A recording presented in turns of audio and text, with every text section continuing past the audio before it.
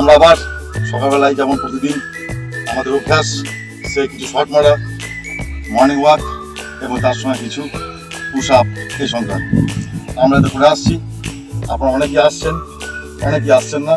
যারা আসছেন না তারা শুরু করুন, কারণ আমরা জানি যে খেলার মাঠে আসা মানে দিনের একটা সুন্দর শুরু। আমরা খুব তাড়াতাড়ি একটা ফুটবল টুর্নামেন্ট করতে যাচ্ছি, আপনাদের সহযোগিতা কামনা করি। আমরা ডেটটা খুব তাড়াতাড়ি জানাবো।